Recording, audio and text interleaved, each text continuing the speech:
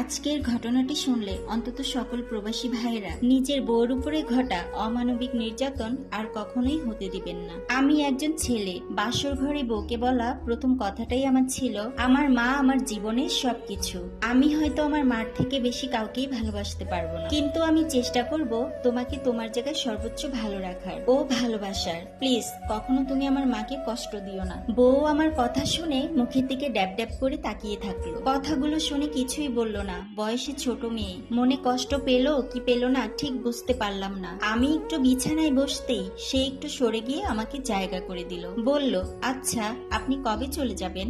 আমি একটু অপ্রস্তুত হয়ে বললাম, আসছি তো 5 মাসের ছুটিতে। মেয়ে দেখতে দেখতে প্রায় 1 মাস হয়ে গেল, বলতে পারো গুনে গুনে আর 4টা মাস আছে। এরপর আমি তাকে আমতামতা করে জিজ্ঞাসা করলাম, আমি তোমার নামটা ভুলে গেছি, কি জানি নাম তোমার? সে বলল, রিনি আমার নাম। নাম বলে খিলখিল করে হাসতে লাগলো আর বিড়বিড় করে বলতে লাগলো, আল্লাহ এ কেমন বর, নতুন বউয়ের নামটাই ভুলে গেছে। সিঙ্গাপুর থাকার সুবাদে বহু সুন্দরী নারী দেখার সুযোগ হয়েছে, কিন্তু খিলখিল করে হাসলে একটা মেয়েকে কত ভয়ঙ্কর সুন্দর লাগতে পারে জীবনে প্রথম সেটা আমি উপভোগ করলাম। হাসতে হাসতে তার চোখে পানি চলে এসেছে। সে খুব সাবধানে তার চোখের পানি মুছে আবারও হাসতে শুরু করলো। এই প্রথমবার কারো খিলখিল করা হাসি দেখে আমি তার প্রেমে পড়ে গেলাম।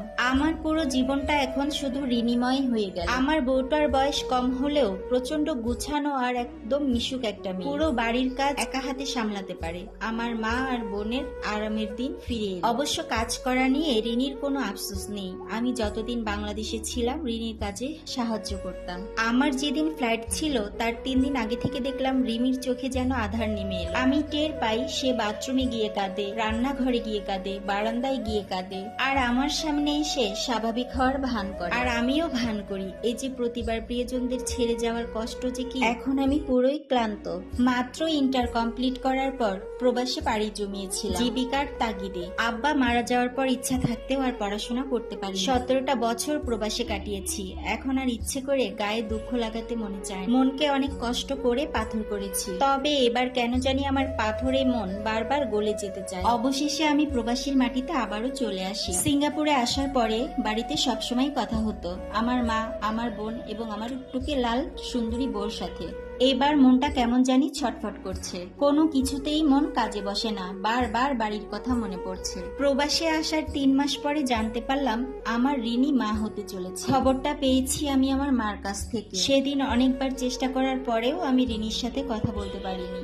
সে লজ্জায় আমার সাথে কথা বলতে পারছে না। আমার আম্মা হাসে আর কুটি কুটি হয়ে বলে, কেমন পোলাপাইন মানুষ, 2 দিন পরে মা হইব আর এখন কেমন করতেছে। আমি ফোনের ওপার থেকে কথাগুলো